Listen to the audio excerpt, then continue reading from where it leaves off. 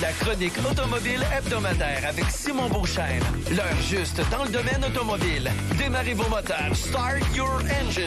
Attachez vos ceintures. C'est parti. Voici Simon Beauchesne. 16h10, précisément, Simon Beauchesne qui est là pour la chronique automobile. Salut Simon. Salut Kevin. Chronique légèrement différente. On avait fait l'expérience par le passé de jaser avec des intervenants du monde automobile que tu connais bien. Exact. Et on récidive cette semaine. Oui, ben tout d'abord, tu sais, je voulais vous présenter, c'est Julien Fortin, qui est un ami à moi. On a été ensemble à l'Institut canadien de l'automobile en Ontario. À Barrie. À Barrie, oui, pendant plus de 3 ans, dans les années 2003-2006, là où tu m'as manqué. Oui, oui. Là à chaque jour. Oui, là où j'ai appris à faire mon lavage moi-même. Savoir comment fonctionnait une laveuse. Bref, Julien Fortin, ben il est créateur de contenu automobile sur le web. Il a sa propre chaîne qui s'appelle Torque Média. Vous avez probablement vu ça passer sur YouTube et les autres médias. Dans le fond, il fait régulièrement des podcasts. C'est une référence. Oui, c'est une référence. Il fait des podcasts, ça parle d'actualité automobile. Il essaie des nouveaux véhicules, que ce soit des rappels, etc. Il donne ses impressions. Puis bref, si tu es un passionné comme lui d'automobile, puis tu veux savoir ce qui se passe vraiment dans le monde de l'automobile, écoute sa chaîne. Ouais. C'est sûr, tu manques rien. Okay? Tu vas rien manquer. Donc, moi, je le savais pas, mais c'est plus d'1 million d'abonnés qui le suivent sur les différents réseaux sociaux. Quand même. Alors, sans plus tarder, salut Julien. Salut, ça va? Ben oui, ça va super bien. Ça résume un peu, je pense, tu sais, tout ton parcours que tu as sur le web. Écoute, moi, je te suis sur YouTube depuis un petit moment, mais tu es vraiment partout. Tu sais, t'es présent sur quelle autre plateforme sur Internet actuellement?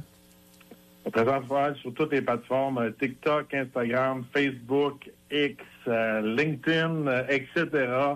C'est pour ça aussi qu'on a plusieurs pages. Autant aussi en français qu'en anglais, fait qu'on couvre autant le marché francophone que anglophone, canadien, États-Unis, etc. Qu'est-ce qui t'a poussé, Julien? Excuse-moi, puis moi je te connais pas, mais qu'est-ce qui t'a poussé justement à te lancer là-dedans? J'ai travaillé longtemps avec les manufacturiers, puis à un moment donné, on avait un programme qui nous poussait un petit peu, nous encourageait à développer une personnalité un peu sur les réseaux. Puis à un moment donné, j'ai pogné un peu la piqûre, je pourrais dire, puis je voulais continuer un peu à faire mes propres choses, puis j'ai eu du succès, puis avec ça, avec le temps, ça a évolué, je pourrais vous dire, c'est pas juste des trucs Instagram, fait que ça a évolué à aller sur YouTube. Puis là, depuis 4 ans, je fais le podcast. Puis aussi, depuis la pandémie, je vais concentrer un petit peu plus sur le marché québécois, au Canada, tout ça, du contenu en français. Puis là, maintenant, je mets plus d'efforts en français qu'en anglais qu'auparavant. Même si c'est un plus petit marché, mais je pense que ça vient un marché cible et niche que je pourrais dire que on n'a pas tellement de médias un peu plus indépendants qui se spécialisent dans l'automobile. Nous, ça fait 20 ans déjà. Imagine-toi qu'on est sorti de l'école, c'est capoté. Je me souviens à l'époque où moi, j'étais chez Nissan, puis toi, tu travaillais les salons de l'auto, tu sais, chez Ford. Je sais que tu avais fait un bout au niveau des événements chez Ford après l'école. Oui, j'ai passé plus de 10 ans, après un petit peu plus que ça. Je faisais des salons de l'auto puis des événements. J'ai fait plusieurs manufacturiers, mais j'ai surtout été avec Ford. Aussi, je faisais de la formation en concession sur le produit. Et aussi, quand on amène les vendeurs, ces choses-là sur la piste de course, les éduquer sur différents produits, comment piner un trailer, comment reculer, les premières générations de caméras de recul, ces choses-là. Fait que, on montrait ça aux vendeurs dans le temps. Puis, côté salon de l'auto, c'était vraiment Canada-États-Unis. Fait que c'était pas juste les shows au Canada, je pourrais dire. Là. Il y avait beaucoup de salons de l'auto. Ah ouais, tu t'es promené. Puis, tu sais, moi, j'écoutais ton dernier podcast. C'est là que j'ai communiqué avec toi parce que tu m'as vraiment inspiré avec ton dernier podcast. Tu m'as fait réfléchir vraiment beaucoup. Puis la question que je te pose aujourd'hui, c'est la suivante. Quel est l'avenir des concessionnaires automobiles? Est-ce que le modèle d'affaires tel qu'on le connaît aujourd'hui est appelé à changer? Selon toi, Julien, un concessionnaire automobile dans 10-20 ans, ça va être quoi un concessionnaire? Bon, regardez, moi j'ai évolué aussi avec les concessionnaires puis la formation, comme je vous ai dit. Puis j'ai vu une tendance de plusieurs concessionnaires qui voulaient de plus en plus un peu changer un peu les concessions, commencer à faire des boutiques, tout ça. Fait que de fil en aiguille, un peu avec mes analyses, tout ça, puis en regardant le marché, je vois de plus en plus que on veut se passer un peu des concessions. On peut le voir un peu avec la stratégie que Volkswagen font avec le nouveau Scout Motors. Fait que c'est un nouveau camion un peu 100% électrique, mais il peut avoir des range extenders avec un moteur à essence. Mais ils vont littéralement pas utiliser tous les concessionnaires. Fait que ça veut en dire long, surtout dans une grosse compagnie, dans le groupe Volkswagen, qui a introduit une nouvelle marque, mais qui boude un peu leur concession Volkswagen. Puis on va se dire, les concessions Volkswagen, il y en aurait besoin d'un beau petit pick-up, un beau petit V8 comme ça en concession. Puis là, littéralement, ils skippent les concessions, vont vendre directement aux consommateurs. On voit chez Amazon, d'un autre côté, ils commencent à vendre des véhicules neufs, des véhicules usagés. Jeff Bezos investit largement dans une nouvelle compagnie automobile qui s'appelle Slate, qui va faire des pick-up électriques très abordables. Quand on veut pas, quand on voit des milliardaires comme Jeff Bezos sont fait un peu ça, on voit toutes ces plateformes, si on les met toutes ensemble, c'est sûr et certain que de ce côté-là, quelqu'un comme Amazon et Jeff Bezos n'ont pas besoin d'avoir des concessions. Ah oui, exactement. Tu sais, je regardais ton dernier podcast, tu me parlais justement que Tesla, se préparait à livrer des véhicules directement chez vous, avec des commandes. Tu commandes le véhicule en ligne, l'auto se conduit pratiquement il se conduit tout seul avec la conduite autonome, il s'en va chez vous directement. C'est incroyable là, ce qui se passe. Puis je regardais même sur le web là, en Chine, tu commandes un taxi, il n'y a pas de chauffeur dedans là, t'embarques dedans, tu mets ton adresse sur la tablette, c'est parti, le volant se tourne tout seul, puis tu t'en vas direct à ta destination. Puis penses-tu que Julien, d'ici 10 ans, quand on va voir quelqu'un conduire son véhicule, qu'on se dit, qu'on vienne qu'à se dire, écoute, hey, check le malade, check le dangereux qui chauffe son char, on s'en va-tu là?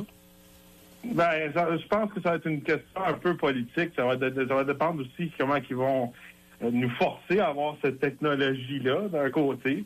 C'est sûr et certain que le virage électrique, c'était la première étape avant l'autopilote. C'est sûr et certain que mettre un autopilote est plus facile à adapter dans une voiture électrique. Pour ma part, moi, je suis pas vraiment pour ça, parce que je me dis que si à un moment donné, les nouvelles générations de conducteurs sont pas capables de conduire sans autopilote, bien, ça va enlever une certaine liberté, je pourrais dire. Puis aussi, on laisse un peu le contrôle à ceux qui contrôlent toute la machine, je pourrais dire. Ouais. Moi, j'ai eu l'expérience d'avoir des véhicules qui sont très avancés, avec des autopilotes et des trucs qui nous surveillent aussi pour la sécurité. Puis moi, je pourrais vous dire que quand l'auto me chicane, je revire un peu comme Elvis Gratton en me chicanant avec la voiture. Tu lui réponds. Ouais, c'est ça. Le bout avec la limousine. Là, oui. Ah, ben, il a été précurseur, Elvis Gratton, avec cette séquence-là. Il a été précurseur. Là. C'est un visionnaire. C'est un visionnaire. Oui. Ben, tu sais, justement, ça m'amène à te parler un peu de conduite autonome. Tu sais, ça m'a emmené dans une certaine réflexion. Je me disais, dans 10-15 ans, je sais pas, dans 20 ans d'ici, est-ce que vraiment je vais avoir une auto à moi dans mon parking chez nous? Tu sais, si j'ai accès, exemple, à une application comme en Chine, je te donne un exemple, puis que je commande un taxi autonome qui vient me chercher chez nous en dedans de 5 minutes, puis qu'exemple, avant, mettons que ça me coûtait 800 par mois une voiture pour me déplacer, puis que du jour au lendemain, on m'offre une solution à 200-300 $ par mois, ben, puis que j'ai pas à me casser la tête, par exemple, avec les entretiens, les changements d'huile, les changements de pneus, etc. Tu sais, de quelle façon les concessionnaires pourraient rivaliser ou même survivre dans une nouvelle réalité comme ça, selon toi? Ah, c'est sûr et certain. Regardez, moi, je pense que toutes ces technologies-là, c'est pour sauver des coûts. De plus en plus, tous les véhicules, ça coûte extrêmement cher à les produire.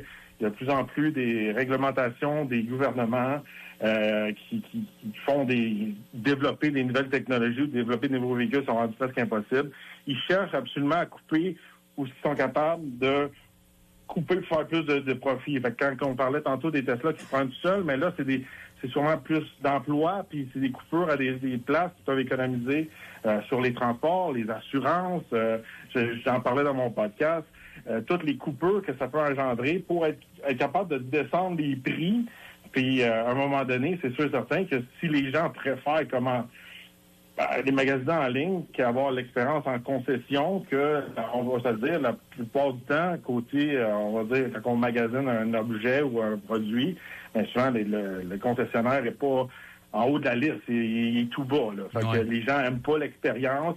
C'est quelque chose que les manufacturiers essaient de changer depuis plusieurs années.